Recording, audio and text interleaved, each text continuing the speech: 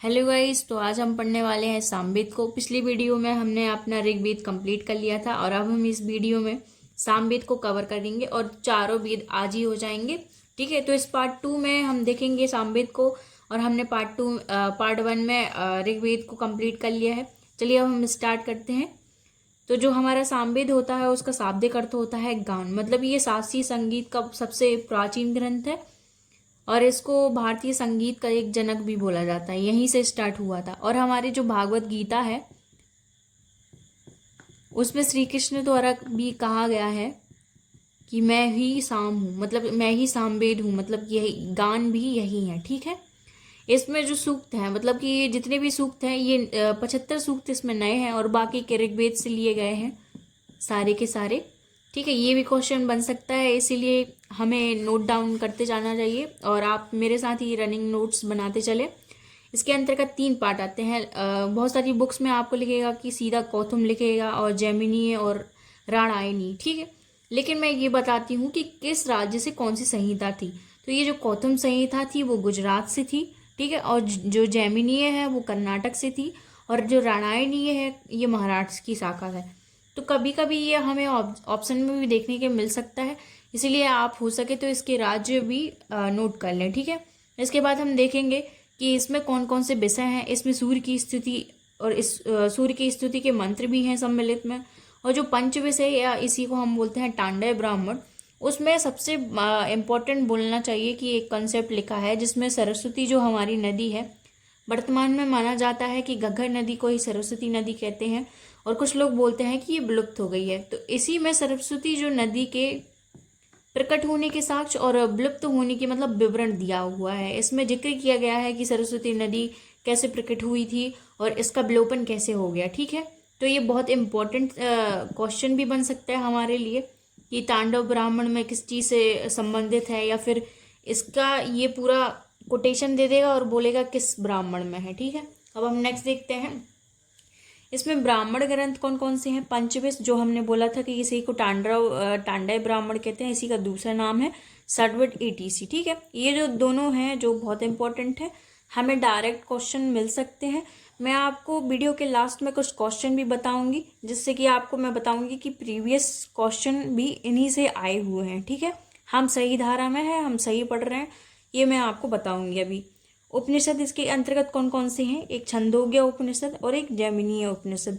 हम एक video cover कर लेंगे जिसमें ये जो उपनिषद हैं इसमें कौन कौन सी बातें कही गई हैं, जैसे ऐत्रेय ब्राह्मण, शतपथ ब्राह्मण, छंदोग्य उपनिषद, इन सब में क्या क्या कौन से टॉपिक के मतलब बात की गई है, हम वो सब भी लिखेंगे। ठीक है, अभी हम देखते हैं। अब हम तीसरा देखते हैं यजुर्वेद। यजुर्वेद में कर्मकांड, यज्ञ, इन सब चीज़ों की चर्चा की गई है।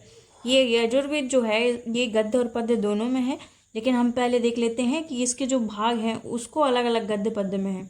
इसके जो 2 भाग हैं, एक है शुक्ल यजुर्वेद और दूसरा है कृष्ण यजुर्वेद। जो कृष्ण यजुर्वेद है ये तो गद्य और पद्य दोनों में है, लेकिन जो शुक्ल यजुर्वेद है ये केवल मंत्रों में है। ठीक है, ये भी हमें नोट करते जाना है, क्वेश्चन बन सकता है इनसे। और जो शुक्ल यजुर्वेद है उसी का नाम है बाजन न्याय संहिता। बाजन जो न्याय संहिता है वो किससे संबंधित है, यजुर्वेद से। ये क्वेश्चन भी मैं आपको दिखाऊंगी प्रीवियस, जो कि आ चुका है। और इसके भी 2 भाग हैं, एक है माध्यन और दूसरा है काव्य। ये अच्छे से आपको ना दिखाई दे रहा हो तो मैं फिर से लिख देती हूँ, इसको कहते हैं काव्य। ठीक है, इससे भी क्वेश्चन आ चुका है। आई होप कि आप इसको नोट डाउन भी करते जा रहे हैं। मैं आपको लास्ट में वीडियो के एंड में कुछ क्वेश्चन भी दिखाऊंगी, प्रूफ भी दिखाऊंगी कि ये क्वेश्चन आ चुके हैं। अब इसकी शाखाएं हम देखते हैं। शाखाओं में इसकी 5 शाखाएं हैं, जिसमें ये बाजन से ही शाखाएं तो 5 भी है, जो हम अभी देख चुके हैं कि इसी को शुक्ल यजुर्वेद कहते हैं। ठीक है, आप 4 कौन कौन सी, एक है काठक, मैं बोलते जा रही हूँ, यदि आपको साफ नहीं दिखाई दे रहा तो मेरे बोलने से आपको स्पष्ट हो जाएगा कि क्या लिखा है। और एक है कपिस्थल, ये ला है। ठीक है, कपिस्थल। तीसरा है मैत्रायणी। चौथा है तैत्तिरीय, ये तो आपने बहुत ज़्यादा सुना होगा, इसीलिए नो डाउट कि आप पे ये मतलब बनेगा तैत्तिरीय। ठीक है, इसमें पुरोहित को क्या बोलते हैं, अदरव्यू। हमने ये यजुर्वेद के पुरोहित देख लिए, सामवेद के नहीं देख पाए थे। इसके जो पुरोहित हैं उसको कहते हैं, उसको कहते हैं उद्गाता। ठीक है, ये तो आप पे बन जाएंगे। और कल ही हमने देखा था ऋग्वेद के जो पुरोहित थे उसको कहते हैं होत्र या होता, ठीक है। सामवेद के कहते हैं उद्गाता और यजुर्वेद के कहते हैं हम अथर्वणा, ठीक है। अब हम देखते हैं जो यजुर्वेद है उसके उपनिषद कौन कौन से हैं। कठोपनिषद, इनके बारे में भी बहुत सारे पॉइंट हैं जो हम आगे देखेंगे और क्लियर करेंगे। ईशोपनिषद, कर्म सिद्धांत दिया है इसी में, आपको कभी क्वेश्चन आ जाएगी कर्म सिद्धांत किस उपनिषद में है, तो वो है ईशोपनिषद। श्वेतासुर उपनिषद और फिर है मैत्रायणी उपनिषद। मैत्रायणी तो हमने यहाँ पे भी पढ़ा था, इसीलिए इसमें कोई डाउट नहीं कि ये यजुर्वेद के अंतर्गत आता है, ठीक है। अब हम देखेंगे ये है अथर्ववेद, हमारे ये लास्ट और चौथा है अथर्ववेद, ठीक है। इसके पुरोहित को जो कहते हैं ब्रह्मा कहते हैं। ये सबसे यूनिक है, क्वेश्चन आ चुका है, आपको बहुत अच्छे से नोट डाउन करना है। और इसके विषय वस्तु क्या है, ये भी बहुत बार क्वेश्चन आ चुका है, बहुत सारे इजी क्वेश्चन, मतलब कि वनडे एग्ज़ाम वगैरह में, यूपीएससी में भी आ चुका है। मैं आपको सब दिखाऊंगी कि किस किस में किस टाइप के क्वेश्चन आए हैं। तो इसके विषय वस्तु क्या है, इसमें ब्रह्म ज्ञान के बारे में दिया है, धर्म के बारे में बताया गया है और समाज निष्ठा के बारे में बताया गया, यहाँ तक कि औषधि प्रयोग, रोग निवारण, जादू टोना, मतलब ये यही लोक, मतलब इसी लोक के बारे में दिया है। तीनों जो वेद है उसमें परलोक के बारे में दिया है और ये जो है बहुत यूनिक है, मतलब ब्रह्मा है ये पूरा, इसीलिए इसके पुरोहित को ब्रह्मा कहते हैं, ठीक है। और जो इसकी शाखाएं हैं ये है पिप्पलाद, यदि आपको सही नहीं दिख रहा होगा तो मैं यहाँ लिख देती हूँ पिप्पलाद, और ये शौनक लिखा है, पिप्पलाद एवं शौनक, ये क्वेश्चन में आ चुका है। और इसके ब्राह्मण ग्रंथ केवल एक ही ब्राह्मण ग्रंथ है जो कि सबसे ज़्यादा पूछा जाता है, ये है गोपथ। यदि आपको ना दिखाई दे रहा तो ये मैंने लिख दिया इधर गोपथ। और इसके जो उपनिषद है, पहला है मुंडोक उपनिषद, दूसरा है देखो मुंडोक उपनिषद, दूसरा है प्रश्नोपनिषद, तीसरा है मांडुक्य उपनिषद।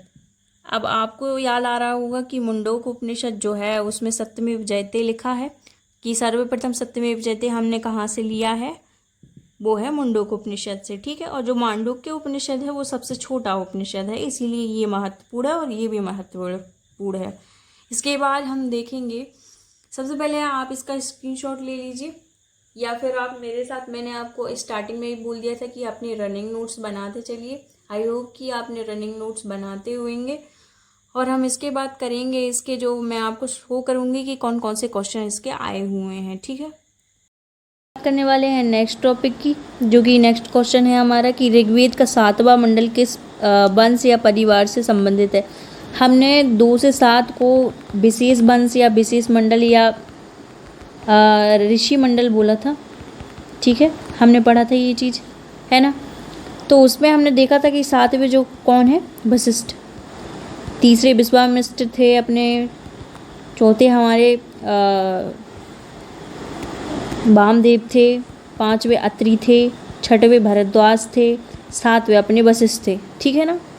वामदेव अंगिरस हमने पढ़ा था, अंगिरस, ये भरद्वाज भंगिरस, 5वें अत्रि, ये सब हमने पढ़े हुए थे। तो जो 7वें हैं वो वशिष्ठ हैं। इसमें यही लिखा है कि 7वां मंडल किस वंश से संबंधित है, तो गुरु वशिष्ठ से संबंधित है, ठीक है। अब हम ये नीचे वाला क्वेश्चन भी देख लेते हैं, वैदिक कर्मकांड, अब इसमें कर्मकांड आ गया, ये देखना, अनुष्ठानों पर ब्राह्मण ग्रंथ विशद प्रकाश डालते हैं, निम्नलिखित में से कौन सा ब्राह्मण ग्रंथ वैदिक संहिता युग में से सम्मिलित नहीं है। ऐत्रेय हमने देखा ऋग्वेद के अंतर्गत आता है, ऐत्रेय और कौशिक के ऋग्वेद के अंतर्गत आते हैं। तांडव ब्राह्मण, उसी को पंचविश बोलते हैं, हमने पिछली कक्षा में देखा था, अभी मतलब पहले अभी देखा था। तांडव ब्राह्मण सामवेद के अंतर्गत है। कौशिक की जो ऐत्रेय और कौशिक की ये ऋग्वेद के अंतर्गत आती है, ये यजुर्वेद के अंतर्गत नहीं आता है, ठीक है। यजुर्वेद के अंतर्गत जो हम देखेंगे छंदोगोपनिषद आता है, ठीक है, ये नहीं आता। गोपद जो उपनिषद है हमने अभी देखा, तो मैंने आपको बताया था कि एकमात्र ब्राह्मण कौन सा है अर्थवेद में, वो है गोपद। और जो यजुर्वेद के ब्राह्मण ग्रंथ है वो है शतपथ और तैत्तिरीय। कौन कौन से हैं, शतपथ है हुआ, तैत्तिरीय है। तो हमें कन्फ्यूज़न नहीं करनी है, कन्फ्यूज़न क्रिएट करोगे तो वैसे ही गलत हो जाएगा, ठीक है। अब हम नेक्स्ट क्वेश्चन पे देख लेते हैं। हाँ, तो ये हमारा आ गया नासदीय सूक्त,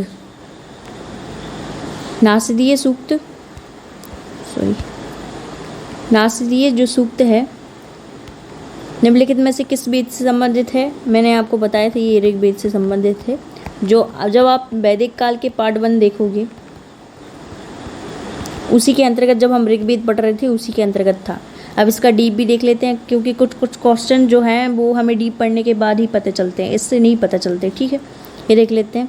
नासदीय सूक्त, पुरुष सूक्त और विवाह सूक्त, कौन कौन से सूक्त हैं? पहला है नासदीय, फिर है नदी पुरुष सूक्त और विवाह सूक्त मतलब सूर्य सूक्त। नदी सूक्त, देवी सूक्त आदि सूक्तों का संबंध ऋग्वेद से है। बहुत अच्छे से ध्यान रखना है। एक है नासदीय सूक्त, और है पुरुष सूक्त, फिर है विवाह सूक्त, फिर है नदी सूक्त, फिर है देवी सूक्त।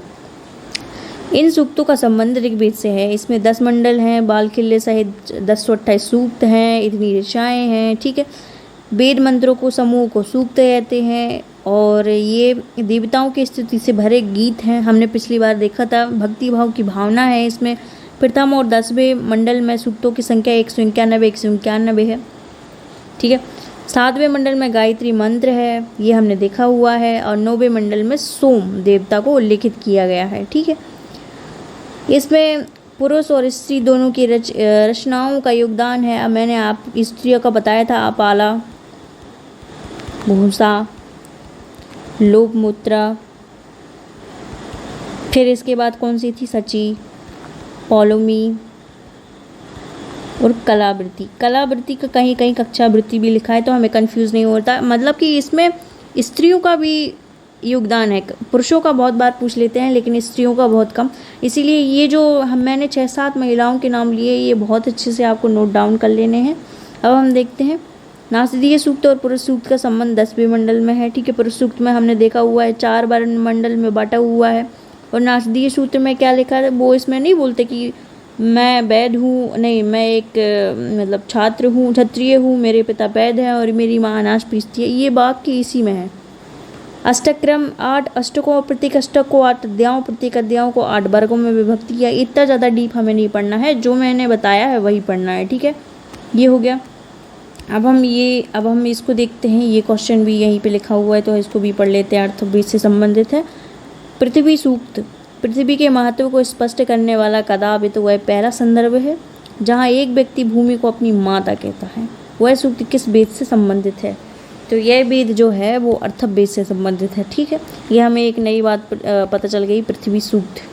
पिछले में हमने कौन कौन से सूक्त देखे थे, एक बार फिर रिपीट कर लेते हैं। कौन कौन से सूक्त थे? नासदीय सूक्त था, पुरुष सूक्त था, विवाह सूक्त था, नदी सूक्त था और देवी सूक्त था। देखो, पृथ्वी सूक्त वहाँ है, कंफ्यूज नहीं होना है। मैं कई बार बोल रही हूँ कि यदि आपको लगे तो नोट डाउन कर लो। ठीक है, वीडियो बस देखने से काम नहीं चलेगा, नोट डाउन करना पड़ेगा, क्योंकि ये हिस्ट्री है और अभी नेट निकालना है, तो बार बार लिख के इसका बार बार रिवीजन करना पड़ेगा, तब जाके याद होगी। मैं आपको खुद पढ़ा रही हूँ, उससे पहले मैंने सोचो कितनी बार पढ़ा होगा, तब जाके मैं इतनी कॉन्फिडेंस होके आपको पढ़ा रही हूँ। ठीक है, तो ये इसमें पृथ्वी सूक्त के अंतर्गत कौन सा आ रहा है? अर्थवेद। ठीक है, हम देख लेते हैं इसका डीप। प्राचीन भारत ने हमें ग्रंथों का एक विशाल भंडार दिया है, जो 2000 वर्षों से भी अधिक समय से बौद्धिक और साहित्यिक गतिविधियों का प्रतिनिधित्व करता है, जिनका क्षेत्र अत्यंत व्यापक है। प्राचीनतम साहित्य ऋग्वेद संहिता को कम से कम 3000 वर्ष पुरानी है, अथवा उससे भी काफ़ी प्राचीन हो सकती है। हमें हमारे पास इतने साक्ष्य नहीं है कि हम प्रॉपर बोल सकें कि ये कितनी प्राचीन है। ठीक है, इसका ये डिस्क्रिप्शन है, इसमें कुछ ज़्यादा इम्पोर्टेंट चीज़ें तो नहीं लिखी हैं, लेकिन हमें ये चीज़ याद रखना है कि जो पृथ्वी सूक्त है वो अर्थवेद से संबंधित है। देखो, मैं पहले और अभी भी बोल सकती हूँ कि मैं एक स्टूडेंट हूँ। आप मेरे से ये उम्मीद ना करें कि किसी डिजिटल बोर्ड पे आके मैं आपको पढ़ा पाऊँ। जो मेरे से हो पा रहा है मैं आपको पढ़ा रही हूँ। वाइट बोर्ड भी इवन मेरे पास नहीं था, वो मैं लेके आपको पढ़ा रही हूँ। तो हो सके आप इसमें वीडियो क्वालिटी देखना कि मैंने किस तरीके से पढ़ाया, ना कि ये बैकग्राउंड देखना कि मैंने कैसे पढ़ाया। ठीक है, आई होप कि आप समझ रहे होंगे, क्योंकि आप भी एक स्टूडेंट हो। अब हम नेक्स्ट वीडियो देख लेते हैं।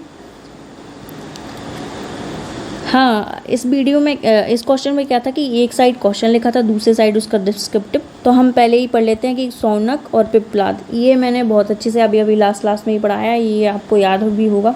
जब हम अर्थवेद पढ़ रहे थे तो उसमें मैंने आपको बोला था कि इसके जो पार्ट हैं या फिर शाखाएँ हैं कौन कौन सी हैं, एक शौनक है और एक पिप्पलाद है। उसकी दूसरे पेज पे आंसर लिखा है, लेकिन मैंने यहीं पे बता दिया कि इसका आंसर क्या है, और इसमें हमने एक ब्राह्मण पढ़ा था, एक ही मात्र ब्राह्मण है, कौन सा है वो? गोपथ।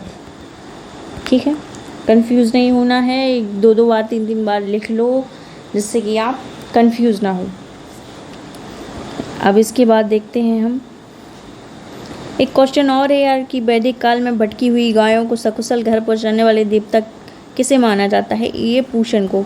कभी भी पूषण आए तो ये पशुओं के देवता भी बोल दे जाते हैं। 10वां सूक्त में जब हमने विवाह के बारे में पढ़ा था तो विवाह में हम पूषण जो देवता हैं उनका नेतृत्व करता है, ये भी पढ़ा था, इसीलिए मैंने ये क्वेश्चन को इधर पुट करा और मैंने सोचा कि आपको एक बार और रिपीट कर दूँ। पिछले जो पार्ट 1 वीडियो है उसमें हमने देखा था। ठीक है, अब हम नेक्स्ट चलते हैं। निम्नलिखित में से प्रथम बार किस ग्रंथ में औषधियों का उल्लेख किया गया है? जब हम अर्थवेद पढ़ रहे थे तो मैंने उसके विषय के बारे में आगे से ही बता दिया था कि इसमें धर्म, ज्ञान और दुनिया भर के बारे में भी लिखा हुआ है। औषधियों मतलब इसमें हम क्या पढ़, इसका राइट आंसर है अर्थवेद।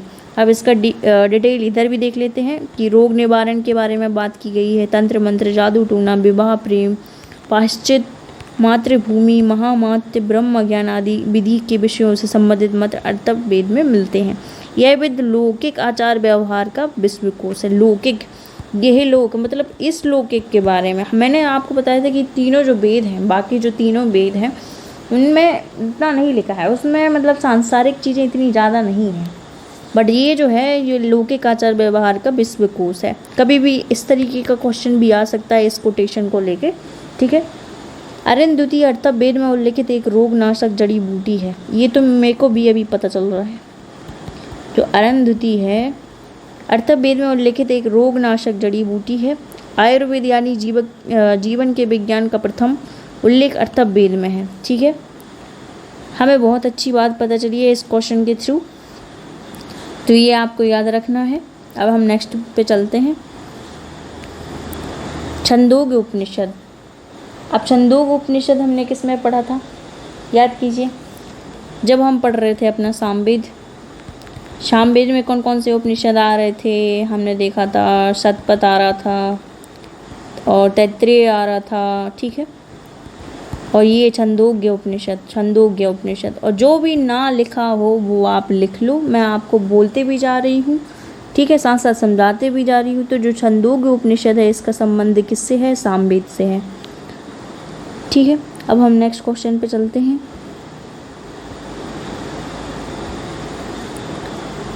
आपको ये क्वेश्चन तो दिख ही रहे होंगे, मतलब कि ये हरियाणा पीजीटी हिस्ट्री में आया है। आपको लग ही रहा होगा कि ये तो अभी 2003 में ही आया है, 2023 में ही आया है, मतलब ये इम्पोर्टेंट है बहुत। इसमें लिखा है, जबकि ऋग्वेद में पुरुष सूक्त में पहली बार चतुर्वर्ण मतलब 4 वर्ण का व्यवस्था की उत्पत्ति का उल्लेख है, एक अन्य वैदिक पाठ उसी सिद्धांत को दोहराता है। वो कौन सा पाठ है? वो है भाई हमारा बृहदारण्यक उपनिषद। भाई बोलते भी नहीं बन रहा, बृहदारण्यक उपनिषद। मैं ना इसके बाद एक वीडियो बनाऊंगी जिसमें किस किस उपनिषद में कौन कौन से कथन और तथ्य लिखे हुए हैं उसके बारे में हम बात करेंगे। आपको कंफ्यूज नहीं होना है, ये भी बहुत इम्पोर्टेंट है कि किन किन चीज़ों में किन किन की बात रखी है। जैसे शेपा, ये वाली कहानी किस में लिखी है? ऐत्रेय ब्राह्मण में। ठीक है, पुनर्जन्म का सिद्धांत कहाँ है, किस में लिखा है? इसी बृहदारण्यक उपनिषद में। मेरे से तो बोलता नहीं बन रहा, सॉरी, लेकिन ये लिखा है, आप पढ़ भी सकते हैं। चलो देखते हैं नेक्स्ट क्वेश्चन क्या है। राजा को विनष्ट करने के विषय में एक विशेष बलिदान का वर्णन कौन सा ग्रंथ करता है? तांडव ब्राह्मण। ये हम दोनों ने नहीं पढ़ा, मतलब हमने नहीं पढ़ा है, बट मैंने ये क्वेश्चन क्यों लिया क्योंकि इसमें तांडव ब्राह्मण लिखा है। इसी को पंचविश ब्राह्मण कहते हैं, ये सामवेद के अंतर्गत आता है, ये तो हमें पता है ना। तो इसमें देख लेते हैं ये क्वेश्चन क्या है। राजा को विनष्ट करने के विषय में एक विशेष बलिदान का वर्णन किया गया। अब तो पता चल गया कि ये तांडव ब्राह्मण में लिखा है। इसका हम डीप देख लेते हैं। तांडव ब्राह्मण सामवेद का सर्वप्रमुख ब्राह्मण ग्रंथ है। इसमें 25 अध्याय हैं, इसीलिए इसे पंचविश बोलते हैं। मतलब 25 है तो इसलिए पंचविश ब्राह्मण बोलते हैं। विशालकाय होने के कारण इसकी संज्ञा महाब्राह्मण से भी की गई है। मतलब ये 25 पंचविश तो है, ये साथ में बड़ा भी है, इसीलिए महाब्राह्मण बोला गया है। हमारे यहाँ से 3 फैक्ट तो क्लियर हो गए देखो। ऑब्जेक्टिव लगा लेने से यही फ़ायदा होता है। इसमें यश के विविध रूपों का प्रतिपादन किया गया है, जिसमें एक दिन से लेकर सहस्त्र वर्षों तक समाप्त होने वाले यज्ञ वर्णित हैं। ठीक है, बाकी आप ये देख लीजिएगा। नेक्स्ट देखते हैं। हाँ, इसमें ये वाला जो मैंने लिया है, हमने 3 तो ये अभी नहीं पढ़े हैं कुछ भी, लेकिन ये जो फर्स्ट वाला है, श्वेता स्वस्तर उपनिषद में शिव को वैदिक देवताओं से बड़ा बताया है। ये जो ऑप्शन में है ये जो है ये सत्य है। ठीक है, हमें क्या है कि ये वाला फैक्ट भी एक्स्ट्रा देखने को मिला कि जो श्वेता स्वस्तर जो उपनिषद है उसमें शिव को वैदिक देवताओं से बड़ा बताया। अब ये कोटेशन कभी भी आ सकती है बना के, ठीक है, कभी भी आ सकती है कि लिखा सकता है कि किस उपनिषद में शिव को वैदिक देवताओं से बड़ा बताया है, तो ये श्वेताश्वर उपनिषद में। और ये किसके अंतर्गत है, हमने पढ़ा था अभी यजुर्वेद। ठीक है, तो ये यजुर्वेद के अंतर्गत आता है। अब हम नेक्स्ट क्वेश्चन देख लेते हैं।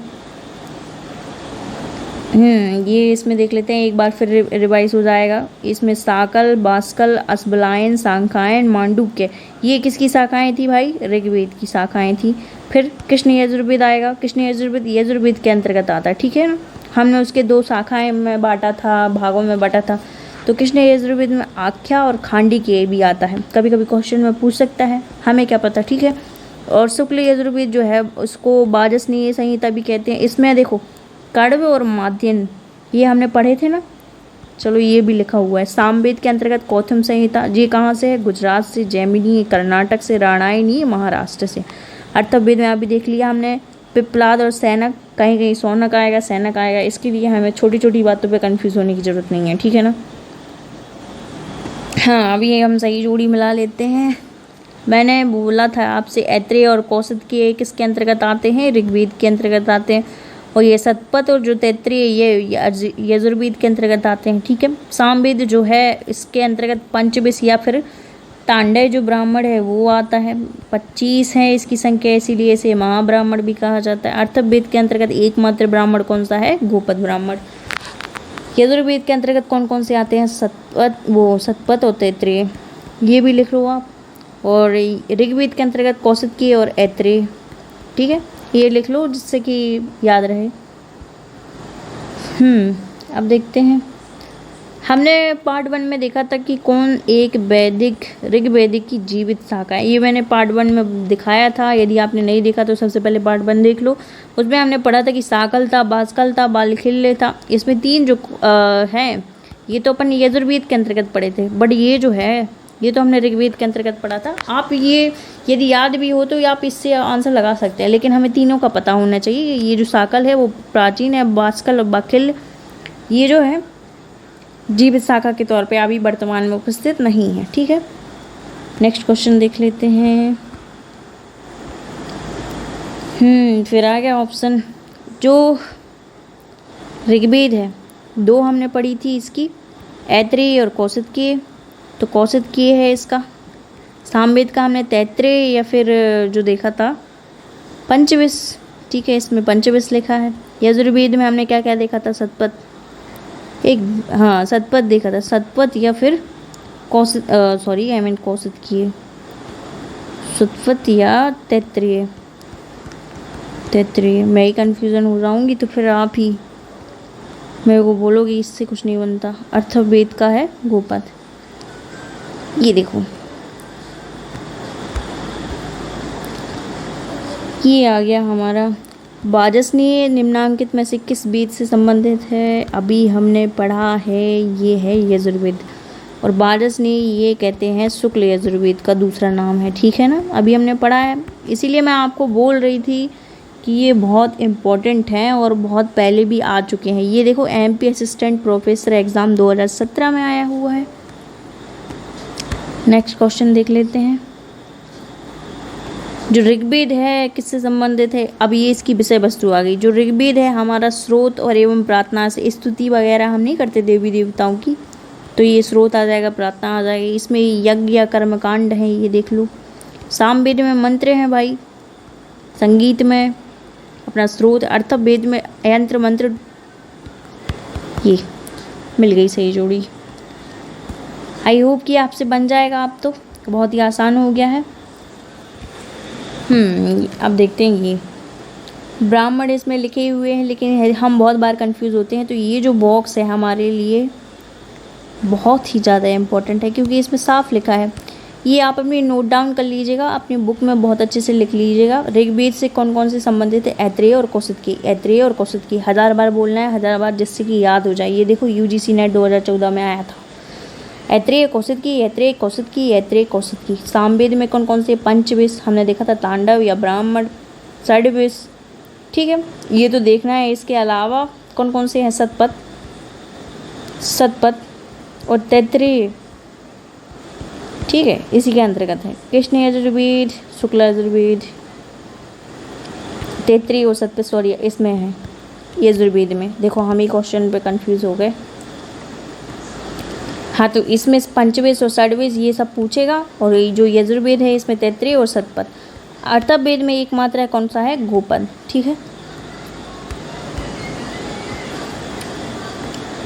शुक्ल यजुर्वेद कौन सी संहिता है? देख लिया हमने, पूछ लिया। अभी एक और क्वेश्चन आया था उसी में, वाजसनेयी। वह वेद जिसमें संगीत का उल्लेख है, सामवेद। अब तो चीज़ें रिपीट हो रही हैं। सॉरी, TGT 2016 में क्वेश्चन बना है कि कर्मकांडी वेद है, कौन सा है? यजुर्वेद। अभी हमने देख लिया।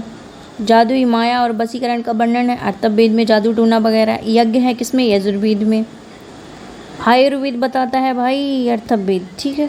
ये आप पे ना बनेगी तो किस पे बनेंगे? अब तो आप महारत हासिल कर चुके हैं। इसमें क्या है? ये तो हमने कर चुका। फिर भी देखो, ये UPSC की प्री 1994 में ये वाला क्वेश्चन आया था, और ये RAS RTS प्री 1999 आया था। इसका मतलब ये बहुत ज़्यादा इम्पोर्टेंट है, हमें हल्के में नहीं लेना। ओके, सो वीडियो हो गई है एंड, और आई होप कि आपको आज का सेशन अच्छा लगा हो। और भाई जो भी गलती हो उसके लिए सॉरी, है ना। अब हम नेक्स्ट देख लेंगे कि कौन कौन से उपनिषदों में कौन कौन सी बातें बोली गई हैं, जो कि बहुत पहले भी आ चुकी हैं। हम उसके ऑब्जेक्टिव भी लगा लेंगे यार। और सॉरी वीडियो लेट आने के लिए। तो मिलते हैं फिर नेक्स्ट वीडियो में, तब तक के लिए थैंक यू, बाय बाय।